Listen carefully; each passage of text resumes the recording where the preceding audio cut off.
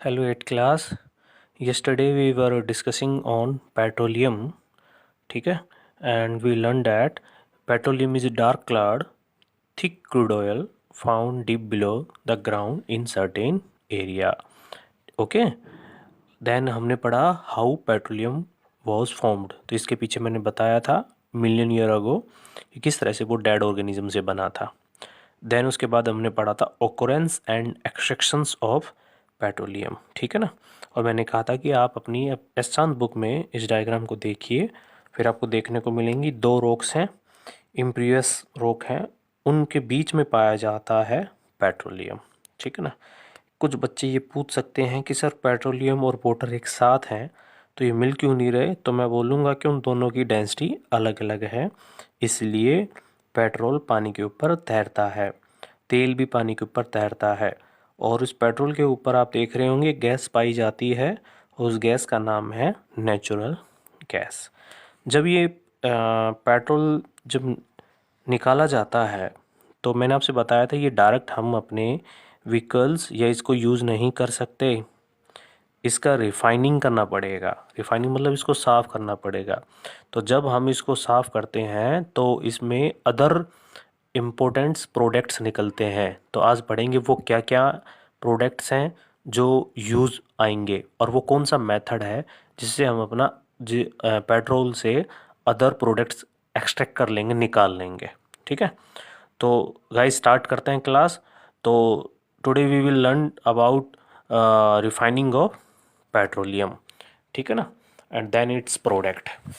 तो refining of petroleum means क्या होता है. तो मैंने आपसे बताया ना, रिफाइनिंग ऑफ पेट्रोलियम मीन कि the process of separating crude petroleum oil into more useful fraction is called refining. Means इसका मतलब हुआ कि वो प्रोसेस जिसमें हम क्या करेंगे, क्रूड ऑयल से उससे निकलने वाले अदर जो प्रोडक्ट्स हैं वो उससे निकाल ले, अलग कर ले, तो हम बोलेंगे रिफाइनिंग हो गया, ठीक है ना. और भाई वो रिफाइनिंग क्या बोली जाती है, ऑयल रिफाइनरी, ठीक है ना. तो देखिए आपकी एहसान बुक में फिगर नंबर 6 के ऊपर एक ऑयल रिफाइनरी दिखा रखी है, इसमें पेट्रोलियम का रिफाइनिंग होता है. तो जहाँ पेट्रोलियम का रिफाइनिंग हो वो ऑयल रिफाइनरी बोली जाती है, ठीक है ना. और जब इस ऑयल रिफाइनरी के अंदर पेट्रोलियम लाया जाता है तो इससे बेटा पेट्रोलियम गैस अलग की जाती है, पेट्रोल अलग किया जाता है, कैरोसिन अलग किया जाता है, डीजल अलग किया जाता है, लुब्रिकेटिंग ऑयल अलग किया जाता है, पैराफिन वैक्स माने कि मोम और बिटुमिन जो सड़क बनाने में यूज़ होता है, इनको अलग कर लेते हैं. अब आप ये पूछेंगे कि आपने बोला था कि एक मेथड यूज़ होता है, उस मेथड का क्या नाम है जिससे हमें वो यूज़ करते हैं. तो उसका नाम बड़ा इंपॉर्टेंट है, fractional distillation. In fractional distillation, the separation of petroleum into different fraction is done by the process, ठीक है ना, of fractional distillation. क्या बोलता है कि मतलब कि हम पेट्रोलियम से अदर प्रोडक्ट बना लेते हैं फ्रैक्शनल डिस्टिलेशन से. तो आप याद रखना बस कि वो कौन सा मेथड है जिसमें हम पेट्रोल से अदर प्रोडक्ट्स निकाल लेते हैं, जैसे कि नेचुरल गैस हो गया, पेट्रोल हो गया, कैरोसिन हो गया, मोम हो गया. तो उस मेथड का नाम होगा फ्रैक्शनल डिस्टिलेशन. आप बोलोगे कैसे निकाल लेते हैं यूँ. तो बेटा देखिए, जब हम पेट्रोलियम को गर्म करते हैं तो उसके अंदर जो पेट्रोल है, डीजल है, वैक्स है, उन सभी का अपना अपना बॉइलिंग पॉइंट होता है और वो अपने अपने बॉइलिंग पॉइंट के ऊपर वेपराइज हो जाते हैं और वहाँ से हम उसको निकाल लेते हैं फिर, ठीक है ना. तो ये था रिफाइनिंग ऑफ पेट्रोलियम. अब जैसे रिफाइनिंग ऑफ पेट्रोलियम हो गया तो हमारे पास क्या क्या आ जाएंगी, पेट्रोलियम गैस. अब पेट्रोलियम गैस का यूज़ कहाँ होता है, तो मैंने आपसे बताया था घरों के अंदर होता है, उद्योगों के अंदर होता है, इंडस्ट्री के अंदर होता है. और जब इस पेट्रोलियम गैस से हम एक बहुत बढ़िया एक हाई कैलोरीफिक वैल्यू गैस बनाएंगे जिसका नाम है एलपीजी. सभी ने सुना हुआ है एलपीजी, जो हम अपने घरों में सिलेंडर यूज़ करते हैं उसमें होती है एलपीजी. और एलपीजी फुल फॉर्म कई बार आती है लिक्विफाइड पेट्रोलियम गैस. तो एक तो ये हो गया, पेट्रोलियम गैस बन गई. दूसरा पेट्रोल. अब पेट्रोल का यूज़ कहाँ होता है ये तो बताने की ज़रूरत है ही नहीं, बाकी मोटर व्हीकल्स में, ठीक है ना, कार्स में, स्कूटर्स में, इनके अंदर वगैरह पेट्रोल यूज़ होता है. दूसरा बच्चों, ड्राई क्लीनिंग के अंदर भी बच्चों पेट्रोल यूज़ होता है. नेक्स्ट प्रोडक्ट है कैरोसिन. अब मैंने बोला था कैरोसिन भी पेट्रोलियम का एक प्रोडक्ट है जो फ्रैक्शनल डिस्टिलेशन से अलग किया जाता है. कैरोसिन का यूज़ हम कुकर में यूज़ करते थे खाना बनाने के लिए, पहले यूज़ होता था, अब नहीं होता, ठीक है ना, क्योंकि पोल्यूशन का ज़्यादा काज होता है। पर इसकी एक अच्छी ग्रेड का जो केरोसिन ऑयल होता है वो आज भी एरोप्लेन के अंदर यूज़ किया जाता है भाई, ठीक है ना।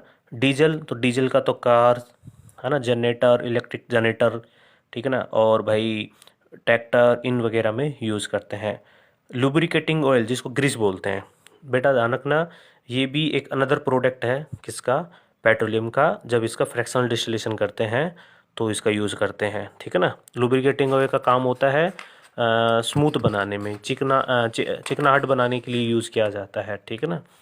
पैराफिन वैक्स जिसको आप बोलते हैं मोम, मोम का भी यूज़ किया जाता है कैंडल बनाने में, ठीक है ना, ऑर्नामेंट में यूज़ किया जाता है, वैक्स पेपर बनाने में किया जाता है, ग्रीस बनाने में भी किया जाता है। बिटुमिन, बिटुमिन का प्रयोग मैंने आपसे बताया था, इसका काम होता है रोड सरफेस बनाने में। क्यों? दूसरा ये भी है, ये यदि छत मान लो लीक करे जिसमें से पानी आता है तो आप उस पर लगा दीजिए, क्योंकि वाटर प्रूफिंग भी है, ठीक है ना भाई। तो ये थे पेट्रोलियम के प्रोडक्ट, लगभग 7 प्रोडक्ट हैं जो हमें पेट्रोलियम के फ्रैक्शनल डिस्टिलेशन के बाद मिलते हैं। अब आपसे मैं थोड़ा सा डिस्कस करूँगा एलपीजी के ऊपर।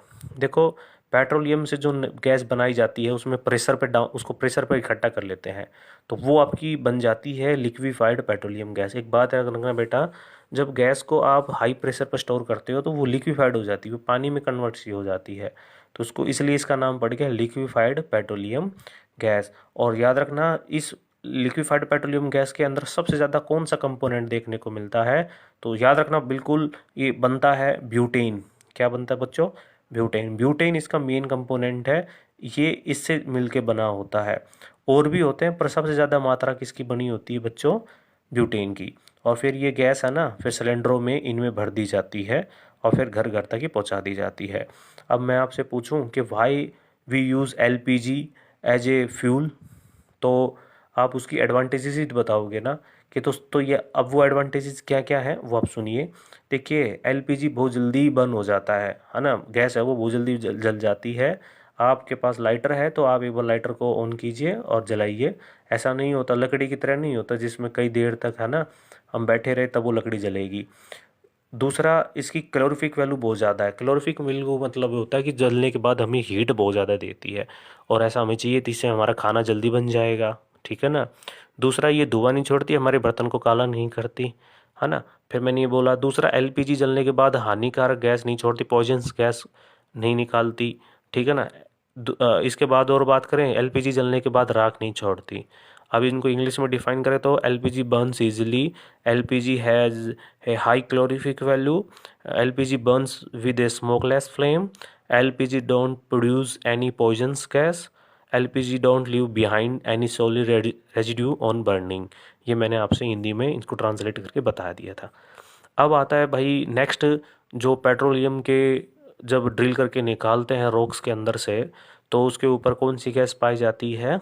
Natural gas. और नेचुरल गैस के अंदर जो सबसे ज़्यादा कंपोनेंट होता है वो होता है मीथेन का। एलपीजी के अंदर होता है ब्यूटेन का, इसके अंदर होता है मीथेन का, ठीक है, याद रखना। और थोड़ी सी स्मॉल क्वांटिटीज़ के अंदर आपके इथेन और प्रोपेन भी मिल जाते हैं। तो natural gas consist mainly of methane with small quantities of ethane and propane. और इतनी ज़्यादा होता है मीथेन के लगभग 95% मीथेन ही होता है, और जो बाकी बच गया वो आपका इथेन और प्रोपेन होता है। और नेचुरल गैस मैंने आपसे बताया था पेट्रोलियम के जस्ट अबाउ मिलता है, और ये रॉक के अंदर देखने को मिलती है। जब पेट्रोल निकाला जाता है ना ड्रिल करके, तो उसके साथ साथ कौन सी गैस निकल जाती है? Natural gas. और नेचुरल गैस के बारे में मैंने आपसे बताया कि जब इसको आप कंप्रेस कर लोगे, मतलब आपने जब इसको एक जगह इकट्ठा कर लिया, बहुत सारा इकट्ठा कर लिया, तो इसकी एक नया नाम बन जाता है और उसका नाम है कॉम्प्रेस्ड नेचुरल गैस, ठीक है ना।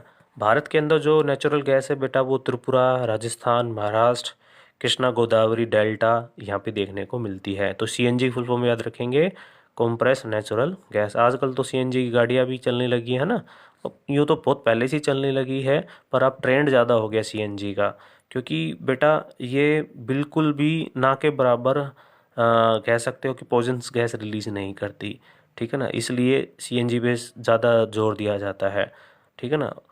तो सीएनजी और भी बेस्ट फ्यूल है क्योंकि ये जल्दी जल जाती है ना। और दूसरा ये हानिकारक पॉइजनस गैस तो मैंने आपसे बताया, रेजिड्यू नहीं छोड़ती, राख नहीं छोड़ती।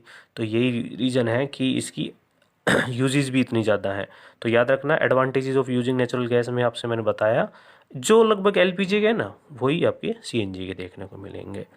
अब बच्चों नेक्स्ट आता है, देखिए एक सीएनजी जब फिल की जाती है तो बाहर गाड़ी जो ड्राइवर होता है और जो यात्रीगण होते हैं उनको बाहर निकाल दिया जाता है, तब गाड़ी में सीएनजी फिल की जाती है। और इसका डायग्राम आपकी एहसान फिगर नंबर 9 में देखने को मिल जाएगा, ठीक है ना। नेक्स्ट है बेटा पेट्रोकेमिकल्स। पेट्रोकेमिकल्स मीन्स पेट्रोलियम और नेचुरल गैस से जो बनने वाले प्रोडक्ट्स हैं वो पेट्रोकेमिकल्स हैं। भाई तुम पेट्रोलियम से और नेचुरल गैस से क्या क्या बना सकते हो, वो तुम्हारे पेट्रोल केमिकल्स हैं। Those chemicals which are obtain from petroleum and natural gas are called petrochemicals. अब वो क्या क्या है मैं आपको बताता हूँ। जैसे मिथाइल अल्कोहल, माना कि शराब, इथाइल अल्कोहल, ये दोनों लगभग शराब की कैटेगरी में आती हैं। Formaldehyde, acetone, acetic acid, ethylene, benzene, toluene, vinyl chloride, hydrogen. ये मुझे पता है कि ये ऊपर से जा रही होंगी, पर ये प्रोडक्ट्स है जो आपको अपनी हायर क्लासेस में स्टडी करोगे तभी आपको इनके बारे में और बताया जाएगा। अब ये प्रोडक्ट्स हैं, है ना। Petrochemicals are very important because they are use in manufacture a wide range of useful material. सही बात है। अब तुम यूँ समझ लो, इसका काम होता है डिटर्जेंट बनाने में जो वॉशिंग मशीन में डलता है, शर्ट बनाने में, कपड़ा बनाने में, या कह सकते हो क्योंकि शर्ट का या कपड़ा जो आता है वो पॉलिस्टर, नाइलॉन, एक्रिलिक में भी आता है। प्लास्टिक बनाने में भी पेट्रोकेमिकल्स का यूज़ होता है बच्चों। प्लास्टिक में आप बोलो कैसे, पॉलीथीन जो आप यूज़ करते हो प्लास्टिक है। पीवीसी जो अपने जो वायर होता है, करंट वायर होता है, उसके ऊपर जो काले रंग का जो लगा रहता है ना रबड़, वो पीवीसी का बना होता है। बैकलाइट जो अपने कुकर नहीं होता है उसके हैंडल में यूज़ होता है बैकलाइट, या फिर स्विचेस बने होते हैं, ठीक है ना। डाइज बनाने में, ड्रग्स बनाने में, फर्टिलाइज़र बनाने में, इंसेक्टिसाइड्स बनाने में, बम बनाने में। हाइड्रोजन गैस भी पेट्रोलियम केमिकल प्रोडक्ट्स है, इसको भी हम नेचुरल गैस से ही बनाते हैं। तो ये सारे क्या बोले जाते हैं आपके पेट्रोकेमिकल्स। देखो बेटा, अब ये तो है, ये जितने भी पेट्रोकेमिकल्स हैं इसका मतलब ये नहीं कि भाई ज़्यादा से ज़्यादा पेट्रोलियम यूज़ करो प्रोडक्ट्स भी यूज़ हो जाएंगे, क्योंकि आप जानते हैं ये हमारे पास लिमिटेड स्टॉक में है। लगभग कहा जाता है कि ये लगभग 100 साल तक और रहेंगे, इसके बाद ये ख़त्म हो जाएंगे। और इसको बनने में मिलियन ईयर ऑफ ईयर लगते हैं, और इतना टाइम कोई नहीं देखना चाहेगा कि इतने टाइम के बाद यदि पेट्रोकेमिकल्स यूज़ होंगे तो इसके लिए है ना एक एसोसिएशन बनाया गया है जिसका नाम है PCRA। इसकी फुल फॉर्म याद रखना, पेट्रोलियम कंजर्वेशन रिसर्च एसोसिएशन। ये क्या करता है कि ये डिसाइड करता है, ये बताता है कि भाई देखो आप कैसे पेट्रोल का यूज़ कम कर सकते हो। कैसे करोगे, आप ज़्यादा तेज़ व्हीकल मत चलाओ, क्योंकि ज़्यादा तेज़ व्हीकल चलाने से पेट्रोल ज़्यादा डलता है वो उसमें, तो वो ज़्यादा यूज़ करता है इंजन। दूसरा, आप अपनी इंजन की टाइम टाइम के ऊपर सर्विस करवाओ, गाड़ी की सर्विस करवाओ। टायर में जो एयर है वो सही रखो, कम रखोगे तो इंजन पे ज़्यादा जोर पड़ेगा और सीधी बात वो पेट्रोल को ज़्यादा कंज्यूम करेगा। तो बेटा ये था how to save petrol and diesel. तो ये था आपका complete lesson coal and petroleum. मैंने आपके पास इसकी PDF भेज दी है, इसके क्वेश्चन आंसर्स की।